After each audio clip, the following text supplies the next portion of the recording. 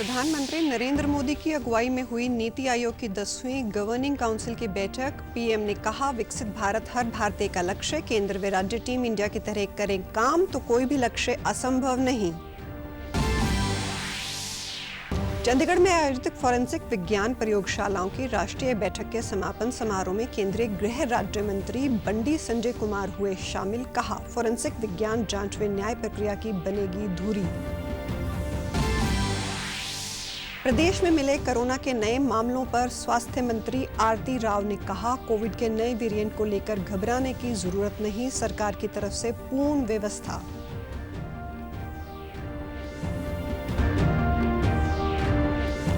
और प्रदेश सरकार ने आदर्श ऑनलाइन स्थानांतरण नीति की अधिसूचना की जारी। निष्पक्ष और पारदर्शी तरीके से होंगे सभी विभागों के अधिकारियों व कर्मचारियों के तबादले। नमस्कार, मैं हूं शैली तनेजा। अब समाचार विस्तार से। प्रधानमंत्री नरेंद्र मोदी ने विकसित भारत के लिए विकसित राज्य 2047 विषय पर नीति आयोग गवर्निंग काउंसिल की 10वीं बैठक की अध्यक्षता की। बैठक में प्रधानमंत्री नरेंद्र मोदी ने कहा कि भारत में तेजी से शहरीकरण हो रहा है। हमें भविष्य के लिए शहरों को तैयार करने की दिशा में काम करना चाहिए। विकास, नवाचार और स्थिरता हमारे शहरों के विकास का इंजन होना चाहिए। प्रधानमंत्री ने एक राज्य एक वैश्विक गंतव्य का नारा देते हुए राज्यों से कम वैश्विक स्तर का टूरिस्ट गंतव्य तैयार करने का आह्वान भी किया। इसके तहत राज्यों को वैश्विक मानकों के अनुरूप तथा सभी सुविधाएं और बुनियादी ढांचा प्रदान करके प्रत्येक राज्य में कम से कम एक पर्यटन स्थल विकसित करना चाहिए। प्रधानमंत्री का मानना है कि इससे पड़ोसी शहरों का पर्यटन स्थल के रूप में विकास होगा। उन्होंने कहा कि विकसित भारत हर भारतीय का लक्ष्य है। जब हर राज्य विकसित होगा तो भारत विकसित होगा। ये 140 करोड़ नागरिकों की आकांक्षा है। हमें विकास की गति बढ़ानी होगी। अगर केंद्र और सभी राज्य एक साथ आएं और टीम इंडिया की तरह मिलकर काम करें तो कोई भी लक्ष्य असंभव नहीं है। उन्होंने कहा कि हमें एक लक्ष्य पर ध्यान केंद्रित करना चाहिए। 2047 तक विकसित भारत बनाना हमारा लक्ष्य होना चाहिए। हर राज्य विकसित हो, हर शहर विकसित हो, हर नगर पालिका विकसित हो और हर गांव विकसित हो। अगर हम इस दिशा में काम करेंगे तो हमें विकसित भारत बनाने के लिए 2047 तक इंतजार नहीं करना पड़ेगा। प्रधानमंत्री ने कार्यबल में महिलाओं की भूमिका बढ़ाने पर बल देते हुए कहा कि हमें इस दिशा में काम करना चाहिए। हमें ऐसे कानून और नीतियां बनानी चाहिए जिससे महिलाओं को कार्यबल में सम्मानपूर्वक शामिल किया जा सके। चंडीगढ़ में आयोजित 2 दिवसीय फॉरेंसिक विज्ञान प्रयोगशालाओं की राष्ट्रीय बैठक आज संपन्न हुई। इस बैठक में केंद्रीय और राज्य के फॉरेंसिक विज्ञान प्रयोगशालाओं के निदेशकों ने भाग लिया। इस दौरान न्यायिक प्रणाली में फॉरेंसिक विज्ञान से जुड़े विभिन्न पहलुओं पर चर्चा की गई। इस दौरान नए आपराधिक कानूनों और फॉरेंसिक मनोविज्ञान के अनुसार अपराध स्थल प्रबंधन SOP भी जारी की गई। समापन सत्र के दौरान केंद्रीय गृह राज्य मंत्री बंडी संजय कुमार मुख्य अतिथि के रूप में उपस्थित हुए। इस अवसर पर उन्होंने अपने संबोधन में कहा कि 3 नए आपराधिक कानूनों के साथ आपराधिक न्याय की नए युग में प्रवेश किया है। आपराधिक न्याय को अधिक वैज्ञानिक, पारदर्शी और विश्वसनीय बनाने के लिए फॉरेंसिक सेवाओं को मजबूत बनाना जरूरी है। नए आपराधिक कानूनों में कई समावेशी बदलाव किए गए हैं। उन्होंने कहा कि फॉरेंसिक अधिकारियों को अपराध की जांच में वैज्ञानिक सबूत जुटाना अनिवार्य बनाया गया है। इससे फॉरेंसिक विज्ञान न्याय प्रक्रिया की धुरी बनने जा रही है। देश भर में फॉरेंसिक प्रयोगशालाओं का विस्तार करने के साथ ही नियुक्ति प्रक्रिया तेज की जा रही है। फॉरेंसिक विज्ञान में AI का भी इस्तेमाल किया जाएगा। सभी महत्वपूर्ण क्षेत्रों में CFSL लैब स्थापित की जाएंगी।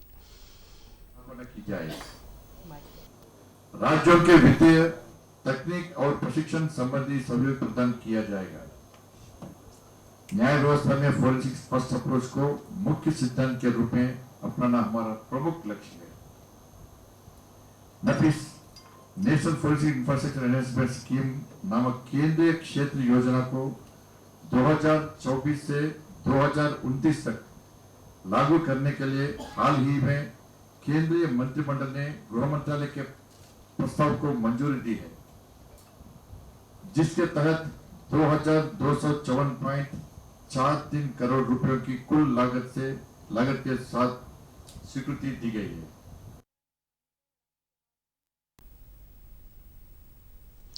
प्रदेश की स्वास्थ्य मंत्री आरती राव ने प्रदेश में कोरोना केस मिलने पर तैयारियों के संदर्भ में आज झज्जर में एक कार्यक्रम के दौरान कहा कि इसके लिए स्वास्थ्य विभाग पूरी तरह से सतर्क है। सभी जिलों में सीएमओ को आदेश दिए गए हैं। ऑक्सीजन और मेडिसिन के पुख्ता प्रबंध हैं। कोरोना के नए वेरिएंट्स को लेकर किसी को भी घबराने की कोई जरूरत नहीं है। हरियाणा में कोरोना के नए मरीजों की संख्या ना के बराबर है, फिर भी हमें पूरी तरह से सतर्क और सजग रहने की जरूरत है। उन्होंने कहा कि दिल्ली के साथ सटा होने की वजह से हमारी जिम्मेदारी और ज्यादा बढ़ जाती है। उन्होंने आमजन से अपील की कि वे कोरोना की गाइडलाइंस का पालन करें और सजग रहें। रोहतक पीजीआई में कोरोना की लैब टेस्टिंग बंद होने के सवाल पर जवाब देते हुए उन्होंने कहा कि जल्द ही इस पर काम शुरू होगा।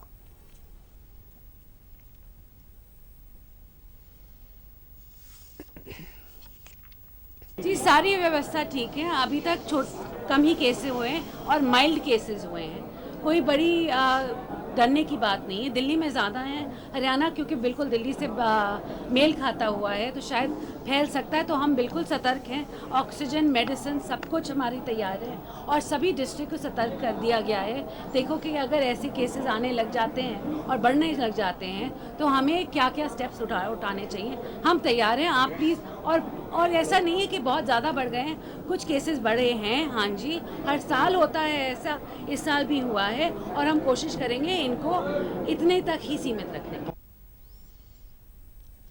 हरियाणा सरकार ने अपने कर्मचारियों के लिए आदर्श ऑनलाइन स्थानांतरण नीति बनाई है। इस नीति का मकसद एक काडर के सरकारी कर्मचारी का निष्पक्ष और पारदर्शी तरीके से तर्क संगत वितरण सुनिश्चित करना है, ताकि अधिकतम प्रशासनिक दक्षता के साथ साथ संबंधित विभाग के कर्मचारियों के बीच कार्य संतुष्टि को भी अधिक से अधिक बढ़ाया जा सके।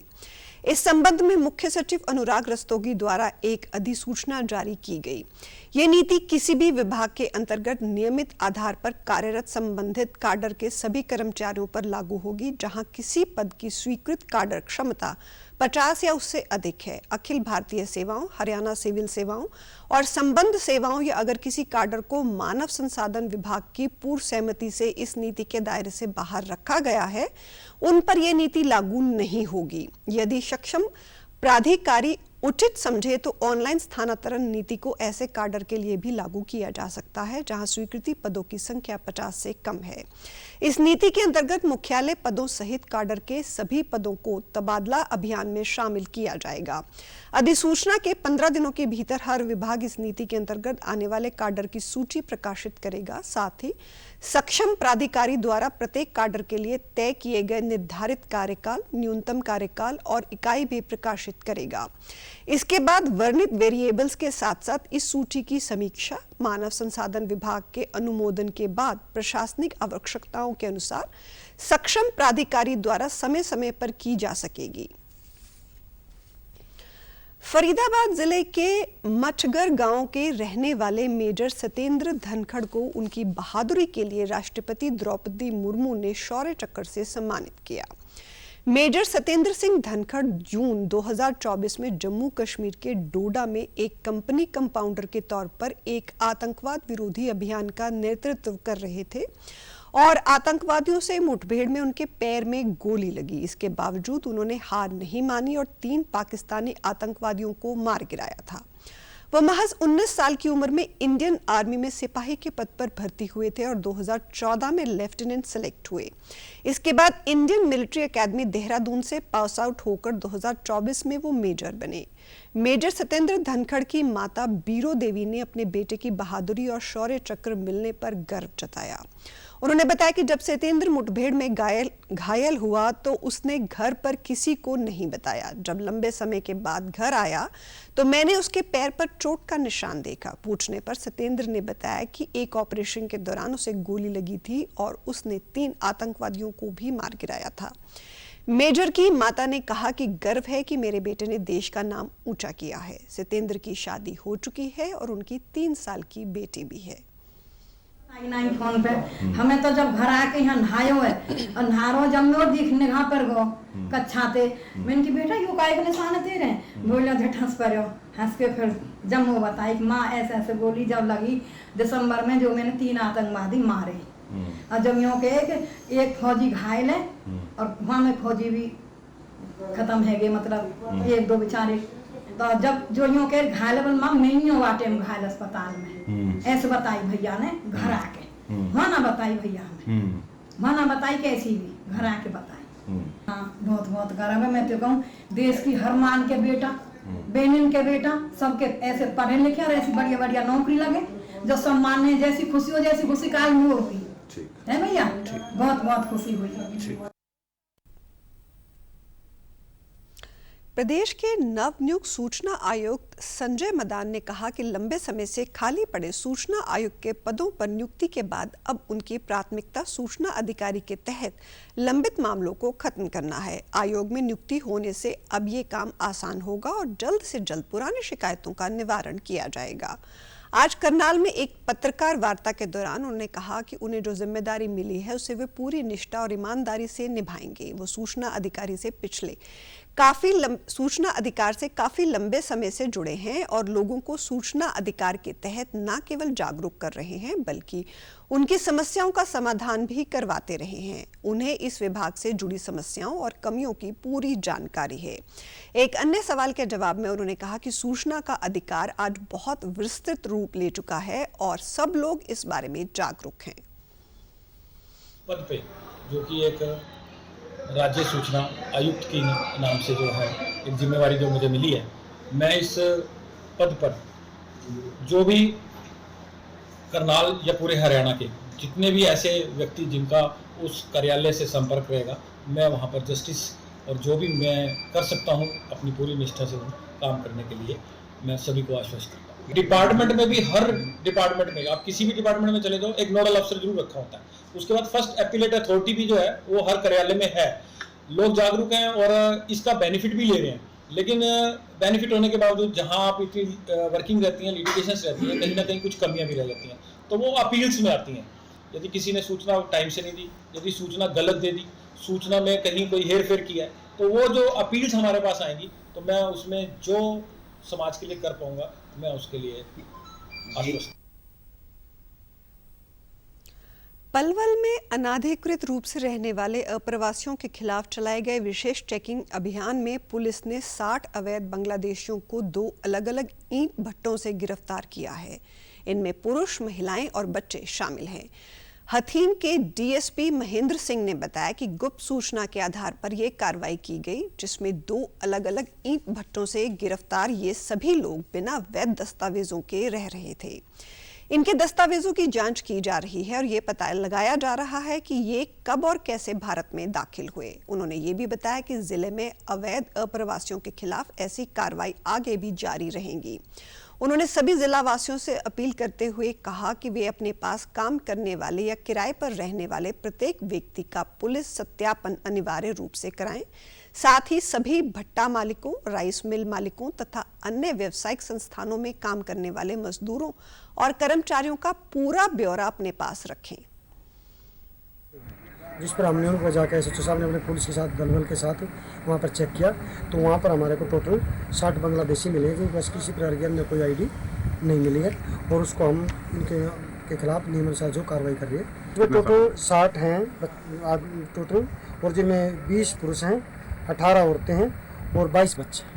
मालिक है ठेकेदार को उनसे हम पूछताछ कर रहे हैं, वो बताएगा कि लेबर उनके पास किस ढंग से और कैसे उन्होंने बुलाई है। अभी हम इनको पुलिस में लाइन में ले जाएंगे, वहाँ इनका हम सेंटर बनाएंगे, जैसे फिर सीनियर अधिकारियों की कॉरेस्पोंडेंस के मुताबिक जो आगे हमारी प्रोसेस बनेगी उसके मुताबिक इनको डिप्यूट यहाँ से ये आग्रह करेंगे कि वो ऐसे दलाल एजेंटों के चक्कर में बेवजह बगैर किसी की वेरिफिकेशन के किसी को ना रखें और रखेंगे तो खिलाफ नियमानुसार कार्रवाई की जाएगी।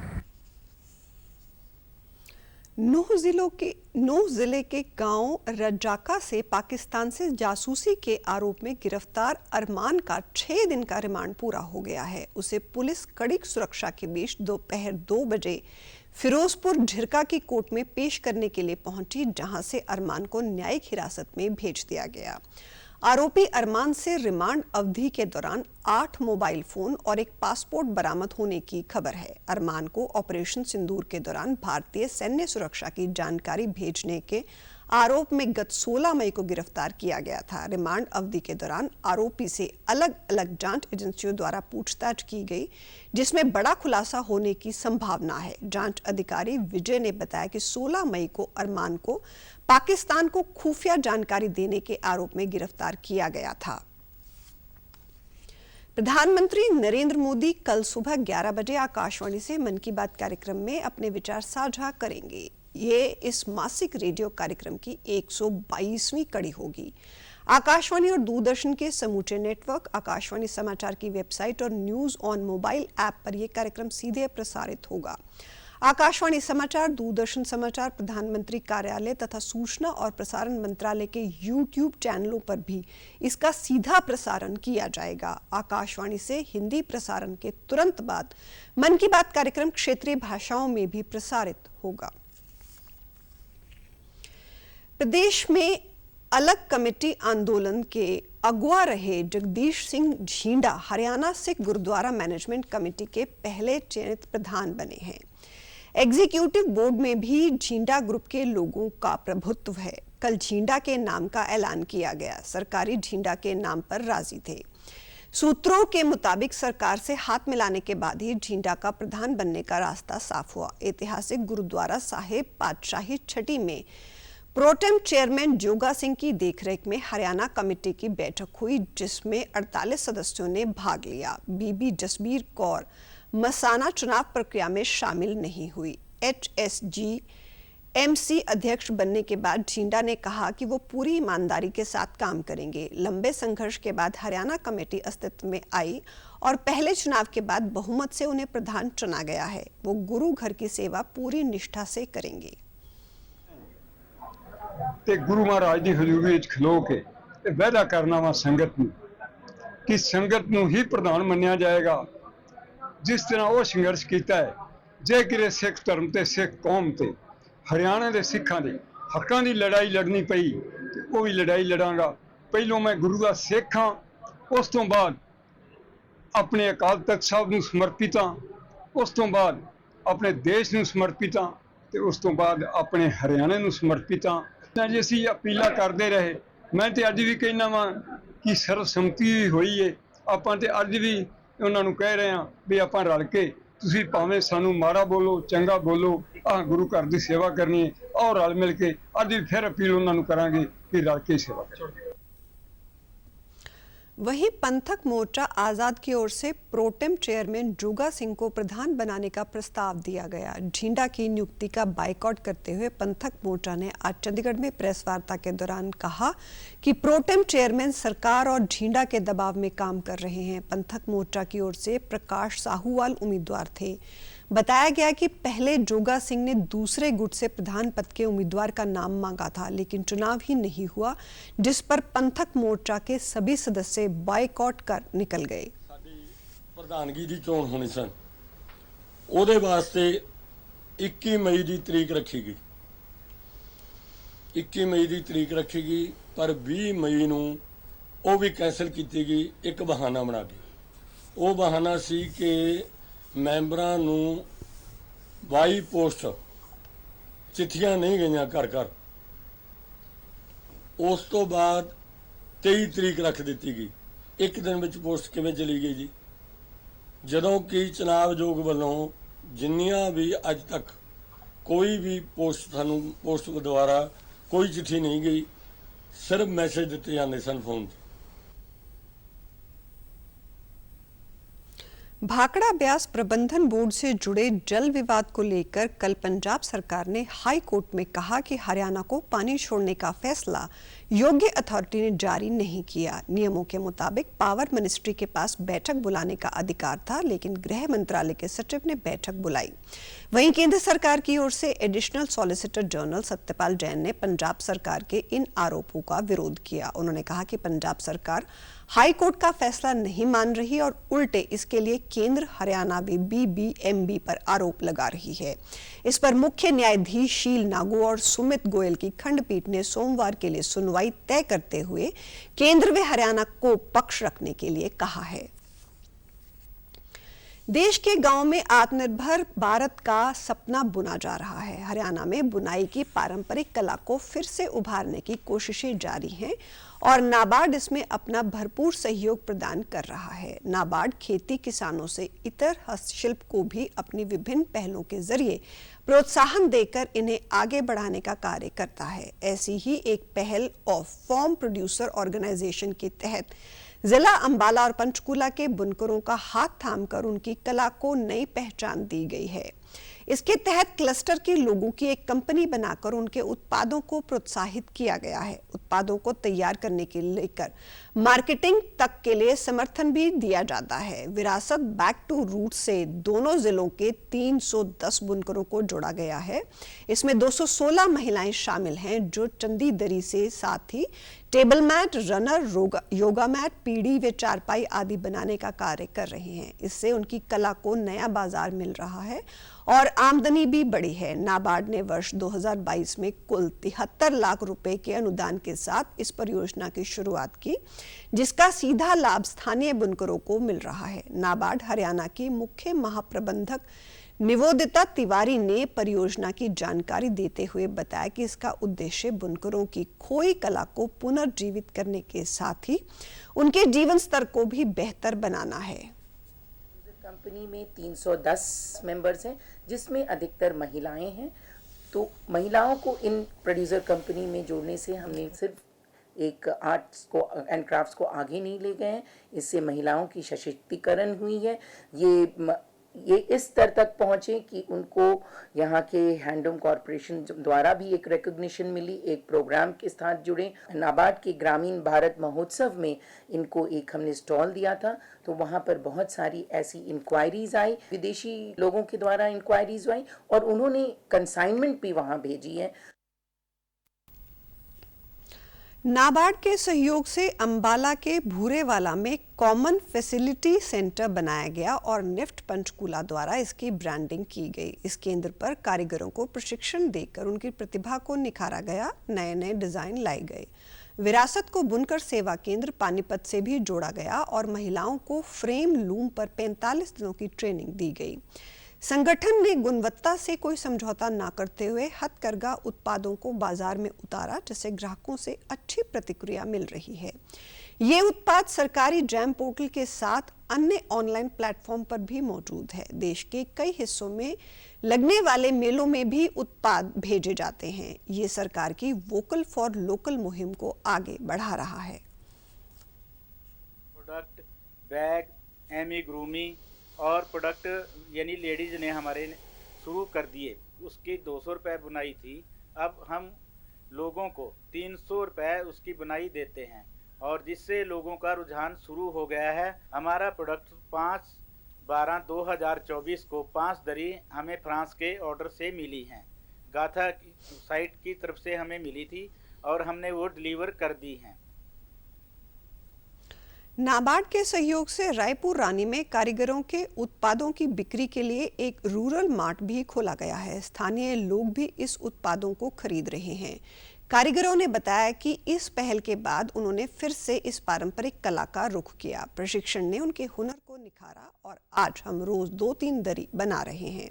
मांग के बढ़ने से आमदनी बढ़ी है और वे अपने इस पेशे से खुश हैं। इस पेशे को फिर से नई पहचान मिल रही है। 25 साल जब से मतलब सोजी आई है, हमने अपना बचपन के बाद ये काम सीखना शुरू किया। दरी पहले दुराई बनाते थे, फिर उसके बाद ये इसमें ट्रेनिंग मिल गई, अच्छा काम मिल गया, पीस मतलब डिजाइन ही अलग अलग से बनाने लग गए, अच्छा कारोबार मिल गया हमें। हम कुछ दुनिया से अपने दुनिया में से ही घर में रहते थे, अब बाहर निकले तो कुछ हमें भी पता चला कैसे दुनिया में जीना है, कैसे कारोबार में हमें तरक्की करना है। छोटे पीस होते हैं 8-10 भी बना लेते हैं, जो बड़े पीस होते हैं वो 2 ही निकलते हैं। इससे बहुत खुश हैं इससे काम से। हमें जो कोई घर के मौका ही नहीं मिला था कभी से निकलने का, अब कितना मौका मिला, हम हर जगह पे जाते हैं। पहले मैं दरी का काम प्लान करती थी, अब मैं डिजाइन पढ़ने लगी। जो मैडम सिखा के गई थी हमें, हम उससे सीखने लगे। तो इसी से घर चलाते हैं हम, इसी से सारा खर्चा उठाते हैं, बच्चे को पढ़ाया, सब कुछ किया इससे। इसमें महीने भर में जी ऐसा है, हम 3-4 पीस रोज निकाल लेते हैं। जो रोज गुड़े निकालने ना 3-4 पीस, पहले गुड्डे वाली बनाते थे हम, और अब डिजाइन वाली बनाने लगे। तो गुड्डे वाली में हमें कम बनाई पड़ती थी, इसमें ज्यादा बनाई पड़ती है। अच्छा लगता है जी इसके बुनने से। प्रदेश के शिक्षा मंत्री महिपाल ढांडा ने कहा कि सरकारी स्कूलों में उद्यमिता विषय को लागू किया जाएगा, जिसके तहत 9वीं कक्षा से 12वीं कक्षा तक स्कूली विद्यार्थी 3-3 माह की इंटर्नशिप करेंगे। 12वीं कक्षा के बाद विद्यार्थी मनमाफिक काम करने में सक्षम होंगे। आने वाले दिनों में शिक्षा के स्तर में सुधार के लिए और कदम उठाए जाएंगे। उन्होंने कल रोहतक में भाजपा कार्यालय में महारानी अहिल्याबाई होलकर की जयंती के अवसर पर आयोजित संगोष्ठी में शिरकत करते हुए कहा कि अहिल्याबाई अपने कुशल शासन के लिए जानी जाती थी। उन्हें आज भी एक आदर्श प्रशासिका, न्यायप्रिय शासिका और धर्मपरायण महिला के रूप में याद किया जाता है। बाद में पत्रकारों से बातचीत में उन्होंने ये भी दावा किया कि इस बार हरियाणा के सरकारी स्कूलों का परिणाम प्राइवेट स्कूलों से 1% बेहतर रहा है। सिर्फ CBSE स्कूलों का परिणाम 5% ज्यादा रहा है। वहीं एक अन्य सवाल के जवाब में उन्होंने कहा कि सरकारी स्कूलों में शिक्षकों की कमी नहीं रहेगी। मौजूदा शैक्षणिक सत्र में सरकारी स्कूलों में पहले ज्यादा विद्यार्थियों के दाखिले हुए हैं। ऐसा पहली बार हुआ है कि सरकारी स्कूलों में समय पर 14 लाख से ज्यादा किताबों के सेट पहुंच गए हैं। हमारे लिए बड़ा शिक्षा पर्द रहा, जिनका एक एक काम आज के समय में भी उतना ही प्रासंगिक है जितना उस समय में था। पहले से ज्यादा बच्चे, अब इस बार एडमिशन पहले से भी ज्यादा बच्चों का हुआ है। हमने हर स्कूल में ढांचागत विकास पूरा कर दिया की बात बोल रहा हूँ। पहली बार हिंदुस्तान में किसी भी प्रदेश में कभी भी 5 महीने, 6 महीने, 7 महीने से पहले बुक्स नहीं पहुंचती थी। आप ही लिखते थे, आप ही बताते थे। हमने पहली बार तय किया कि भाई जब तक एडमिशन खत्म हो उससे पहले 100% बुक्स हम लोग स्कूल में भेज दें। 14,14,718 के आसपास में सेट बनते थे। हमने 21-22 अप्रैल तक सारे के सारे पहुंचा दिए थे। हमने हर जगह पर इस बार तय किया कि कोई स्कूल टीचर्स के बगैर ना रहे। एक अन्य सवाल के जवाब में शिक्षा मंत्री ने कहा कि प्रदेश के महाविद्यालयों व विश्वविद्यालयों में छात्र संघ चुनाव के संबंध में विचार किया जा रहा है। इस बारे में एक ज्ञापन मिला है। नूंह में अतिरिक्त सत्र न्यायाधीश अजय कुमार वर्मा की अदालत ने दहेज हत्या के एक मामले में आरोपी पति कासिम को दोषी ठहराते हुए आजीवन कारावास की सजा सुनाई है। साथ ही 5,000 रुपए का जुर्माना भी लगाया है। ये मामला वर्ष 2021 का है, जब गांव चहलका में कासिम ने दहेज में कार और 2 लाख रुपए की मांग पूरी ना होने पर अपनी पत्नी साजिदा की हत्या कर दी थी। नूंह के DSP हरिंदर कुमार ने बताया कि साजिदा खेड़ी कंकर गांव की रहने वाली थी। उसकी शादी 2020 में गांव चहलका के निवासी कासिम के साथ हुई थी। मृतका के परिजनों का आरोप था कि ससुराल वाले शादी में दिए गए दहेज से संतुष्ट नहीं थे और साजिदा को दहेज मांगकर मानसिक रूप से प्रताड़ित करते थे। कमजोर आर्थिक स्थिति के कारण परिजन ये मांग पूरी नहीं कर सके। ये खेड़ी कंकर गांव की रहने वाली लड़की थी और उसकी शादी चाल का गांव का एक लड़का उसके साथ शादी हुई थी। इसका नाम है कासिम। 2 अप्रैल 2021 को उस लड़की की हत्या कर दी गई थी। जैसे सूचना मिली उसके परिवार वालों को मौके पाए और उन्होंने पुलिस को जानकारी दी और पुलिस ने उनकी जानकारी के आधार पर FIR लॉन्च करी दहेज की हत्या के बारे में। उस आरोपी को जो अरेस्ट करके चालान रिपोर्ट करा था अदालत में और माननीय अदालत ने भी बड़ा अच्छा फैसला सुनाया इसमें। अपने श्री अजय कुमार वर्मा जी हैं एडिशनल सेशन जज नूंह, उन्होंने 2 आरोपी को जो तफ्तीश हमने की थी उनके आधार पर फैसला सुनाते हुए उसके आजीवन कारावास उसके पति को सुनाई। समाचारों में आज इतना ही। नमस्कार।